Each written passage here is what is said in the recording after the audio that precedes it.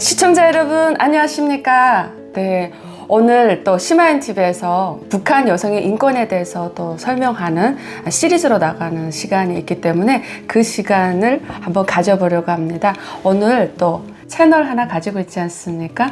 김수아 언니를 제 채널에 모셨습니다. 본인 소개 그래도 부탁드립니다. 아이고 오랜만이어가지고 네, 좀 긴장되네요. 여러분 안녕하십니까? 모두 잘 지내시죠? 저는 대형단 왕감자로 활동하고 있던 김수아입니다.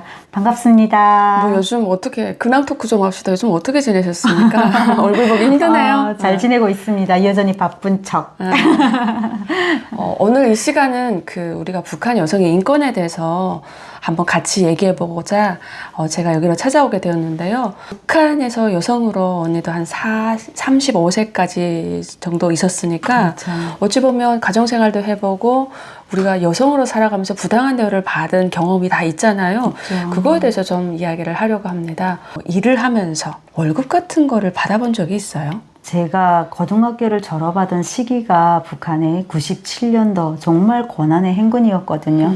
뭐 운이 안 좋다고 봐야 되겠는지는 모르겠지만 초등학교, 중학교 때까지만 해도 그래도 뭐 배급이라는 게 어느 정도 있어서 어머니들이 밥을 해주면 그냥 뭐 당연하게 먹고 살았었죠. 그런 것이 중학교 들어서면서부터 더 고난의 행군이 시작되며 정말 사회에 첫 발을 내디뎠을 때 저희들은 그냥 먹고 살아갈 수만 있다면이라는 생각을 했어요. 네, 사실 그때 정말 가끔 중국으로 탈북하는 분들이 있었는데, 야, 저는 이제 그때 그런 것을 캐치 못했는지 지금 보면 너무도 후회되는 것 같습니다. 때가 있죠. 그러니까 애를 데리고 탈북하신 거 아닙니까? 그런가 봐요. 맞아. 네. 다 때가 있는 거죠. 그때 뭐 우리 심하이님께서 말씀하신 것처럼 월급이라는 거는 상상도 못 해봤고요. 오늘의 하루의 수익을 할 수만 있다면이라는 생각으로 그냥 오직 사는 데만 집중하고 살았던 것 같아요. 결국 북한에서는 대부분 일을 해도 월급은 없다라는 걸 알 수 있네요. 그러면 여자로서 북한에서 살면서 난 정말 왜 여자로서 태어나서 이런 수모를 받을까라는 생각을 우리 대부분 하면서 살았잖아요. 좀 하고 싶은 이야기 있나요? 북한에서의 여성은 사실 사회적으로 중요한 구성원이 아니잖아요. 여러분들도 아마 예전에는 남전협이라는 것에 대해서 많이 뭐 부정적이기도 하고 또 긍정적으로 생각하셨던 분들도 아마 계실 거예요.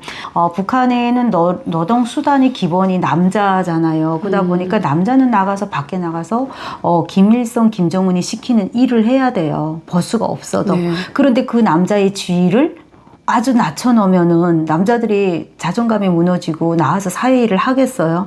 그러다 보니까 남자들은 사회적으로 아주 중추적인 역할을 하는 것처럼 으쌰으쌰 내세워주고 여자들은 아무리 무엇을 잘해도 사회적으로 발전할 수도 없고 그만한 기회를 주지도 않는단 말이죠. 그래서 여자들은 오직 집에서 서토지를 하고 가정을 밝게 꾸리라는 의미로 또 북한에는 안 해라고 얘기를 하잖아요. 그러니까 이런 것들이 남자 여자에 대한 차별이 너무 심한 거죠. 북한에서는. 네, 평등하지가 않죠. 나중에 결혼해서도 그런 일들이 정말 뭐 손가락을 할 수 없이 너무나 많죠. 그렇죠. 남전협이라는 것의 기본 베이스 바탕은 사실 시부모님이에요. 어찌 보면 유교 사상에 기대서 더 며느리들을 학대하고 그나마 자기 아들의 지위를 찾아주려는 어머니들의 머지름이 아닐까라는 생각도 해보는데요. 사실 저는 아가씨 때 너무 부당하게 생각을 많이 했었어요. 제가 감자 농사도 좀 했거든요, 여러분. 아마 여러분보다 제가 감자 농사 더 잘할걸요. 내가 강연을 가면 그런 얘기를 해요. 제가 제일 잘하는 게 뭐였냐라고 하면은 아무래도 어릴 때부터 손에 익숙한 감자 농사가 아닐까. 그러다 보니까 사회에서 조금 제가 일한 경험이 있었어요. 남자, 여자에게 똑같은 분업이 주어진단 말이죠. 그런데 이것을 여자들이 분명하게 잘 못해요. 힘이 적잖아요. 힘이 조금 약하다 보니까 남자들만큼 능률을 낼 수도 없고 어차피 남자들이 도움을 받아서 일을 끝내야 마감해서 퇴근할 수가 있으니까. 그래서 여자들은 항상 주머니에 간식을 챙겨서 나를 도와준 분조의 아저씨에게 가져다 줘야 되고 이런 서로의 그런 쌤쌤이가 좀 있었어요. 그럼에도 불구하고 여자들은 그냥 뭐나 다 잘못된 거라고 예, 이렇게 낙인을 하고 같은 남자들이 아이 진짜 그렇게 하는 건 아니지 라고 얘기를 해도 야 뭐 의견 있어? 뭐 바로 해 하면 끝나는데 여자가 알잖아요, 하연 씨도. 네. 여자가 정말 쨍쨍 아웃 때문에. 아웃 뭐 이렇게 무슨 쌍시옷은 아니지만 아웃 뭐 이렇게 한 마디만 턱만 해도 달면. 매가 왔어요. 진짜요? 네. 그래서 제가 그때 한번 그냥 맞았거든요. 뺨을 한 대 맞고. 그 사실 그때 오빠가 좀 있어가지고 집에 와서 울고불고 난리치고 대성통곡을 하니까 오빠가 가서 그 뭐라고 하긴 했지만 그래서 그때 계기로 나는 여기 이 바닥이 안 있겠다 어떻게나 노력을 해서 손전대를 가든 뭘 해야 되겠다라고 된 그 동기부여긴 하지만 그때 제가 뺨을 맞았어요. 그래서 진짜 많이 억울하거든요. 그러니까 남자들이 여자에게 손찌검을 하거나 남자들이 여자를 뭐 훈육 가르치고 이런 것들은 사회적으로 볼 때 아무렇지도 않아요. 아무 일도 아닌 거죠. 당연한 거예요. 분조장이 분조원들을 때리고 분조원들을 일을 바로 하라고 한 거는 당연한 거예요. 지금도 아마 북한 그러지 않을까요? 근데 여자들은 대부분 조금 맞은 경험이 있잖아요. 저도 회사 생활 할 때 누구한테 맞아가지고 맞았다는 이야기를 늘 하잖아요. 그거를 뭐 아무렇지 않게 생각을 하죠. 이렇게 노동 현장에 남자랑 여자랑 똑같이 다 내몰리다 보니까 한국은 그래도 뭐 분업이 좀 달라서 여자들은 이런 일에 한 게 남자들은 이런 일까지 이렇게 같이 나눠서 하는 게 있잖아요. 근데 북한에서는 모든 것이 똑같이 내몰리다 보니까 거기서 여자들은 늘 가해자죠. 남자들한테 어찌 보면 여자들은 너희들 때문에 우리가 일거리가 더 많아졌어. 더 많이 해야 돼라는 이런 가해자였고 남자는 늘 그런 피해 의식이 있어가지고 너희는 우리가 쉴 때 가서 물이라도 또 와. 우리가 밥 먹을 때 너희는 가서 국이라도 끓여가지고 와. 이런 것들이 계속 있었어요. 그래서 이런 데로부터 너무 불공평하지 않니? 우리도 똑같이 일을 하는데 왜 우린 여자라는 이유로 그리고 여기 와서 뭐 직장에 보면은 뭐 생리 휴가 네. 뭐 이런 것도 있잖아요. 말도 안 되지. 북한에서는 진짜 웃음이 갑자기 터지네.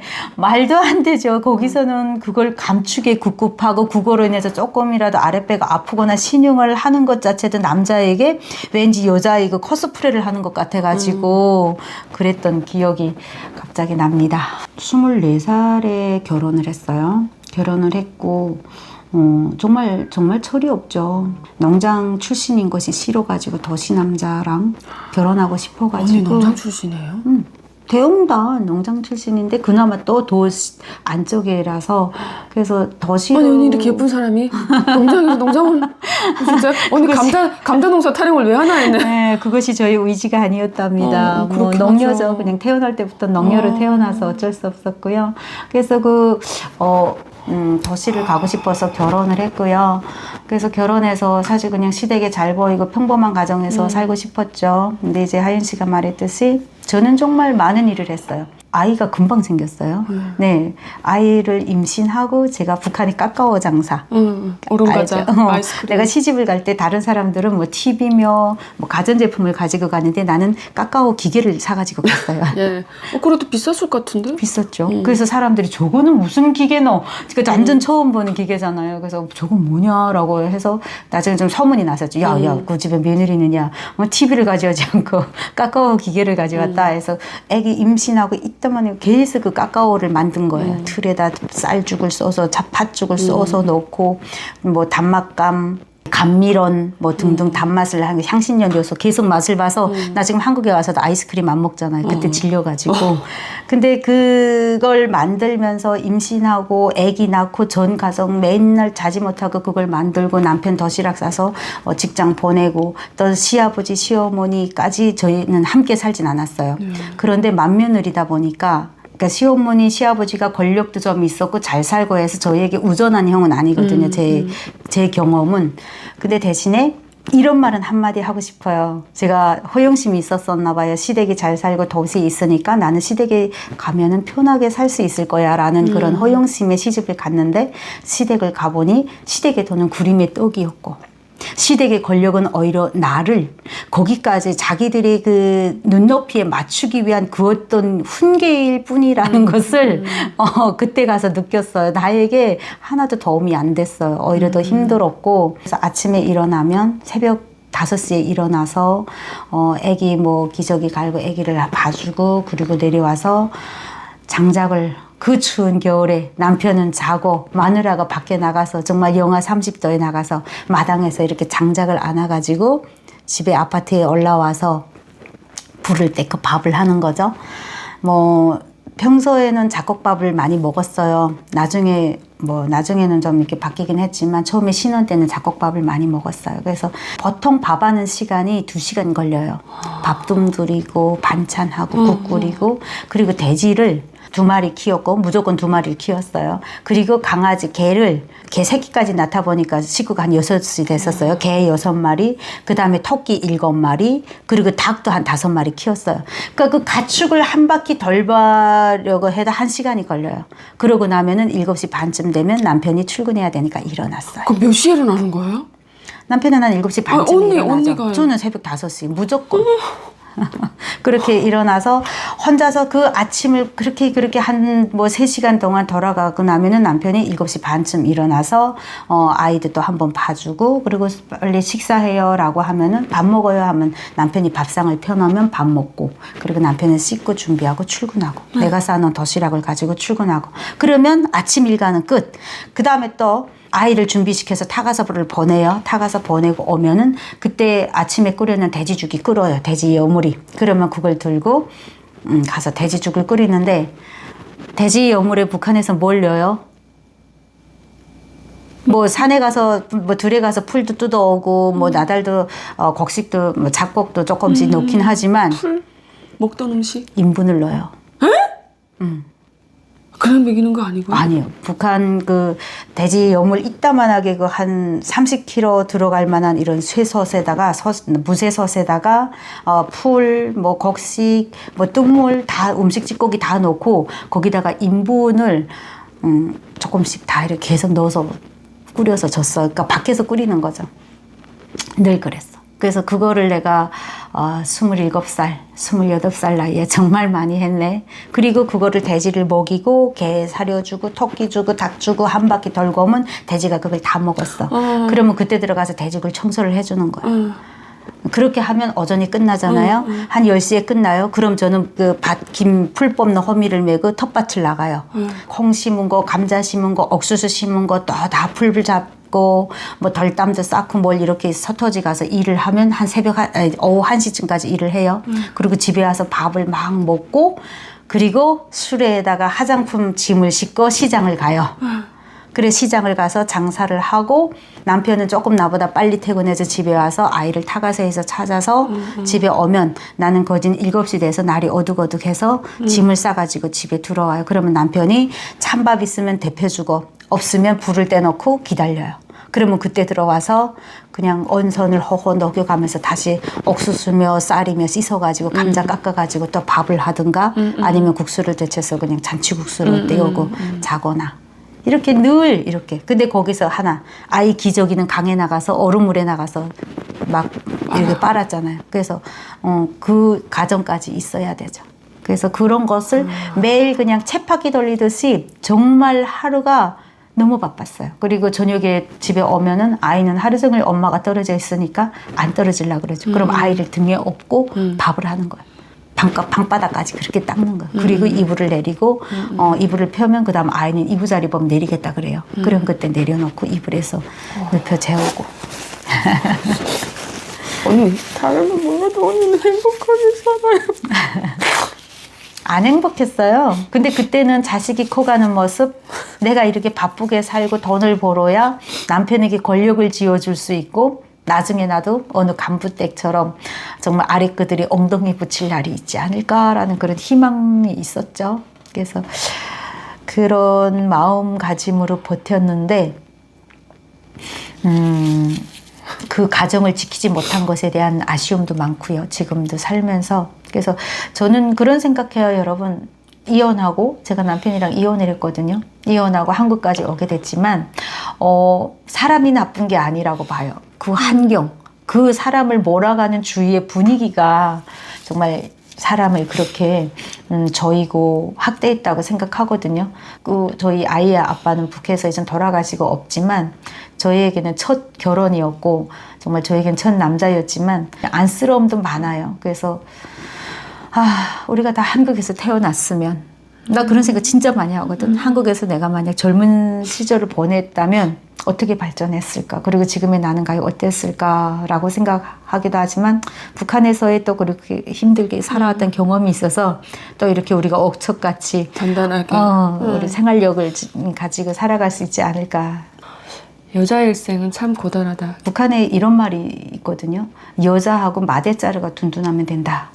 이런 말이 있어요. 그래서 여자가 아프면 가정이 정말 뭐 쓰러지는 건 순간이다. 이런 말이기도 하고요. 그래서 그만큼 어디 가서 훔쳐올려도 마대자루가 둔둔해야 되잖아요. 그래서 그런 것에 비유해서 얘기를 하는데 저는 한국이 따뜻해져도 좋은 게요.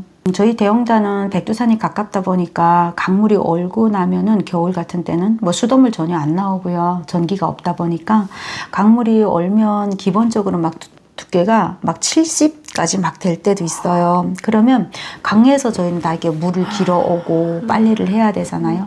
이불 빨래 같은 거 들고 나가면 정말 들고 나갈 때는 어쨌든 머리 위에 이고 나가지만 물에 잠그면 정말 여성의 힘으로 잡아당기기가 힘들 만큼 옛날에 뉴스에 한번 나와서 여자가 이렇게 여성분이 베란다에 매달려서 이불 털다가 떨어졌던 그런 사건이 있은 것처럼 진짜 북한에는 그런 일들이 정말 많아요. 그래서 강에 가서 패딩을 빨다가 내 패딩에 물살이 이렇게 확 휘말려 들어가면서 그냥 얼음판이 미끄럽잖아. 다 반들반들하잖아. 그래서 그 항상 겨울에 빨래 갈 때면 조막도끼를 이렇게 가지고 가요. 가서 톡톡톡 깨고 빨래를 해야 되니까. 그게 너무 좋아요. 나뿐 아니라 한국은 겨울에 뭐 그렇게 꽝 얼음이 없잖아요. 뭐 그래서 나가서 강에 나가 빨래하는 사람도 없겠지만 그래도 기본적으로 만약 북한이 이렇게 따뜻해서 겨울에 여성들이 정말 강에 나가서 빨래하면서 그런 익사 사고가 나지 않는다라고 하면은 얼마나 좋겠냐라는 생각이 들더라고요. 찬물이 때가 져요? 집에서 뜨거운 물에 이렇게 다 비누칠해서 비벼가지고 헹구기만 하려고 나가죠. 네. 그렇지 않으면 그 강물에서 그 물을 다 길어다가 그 빨래를 다 하려면 얼마나 그래요.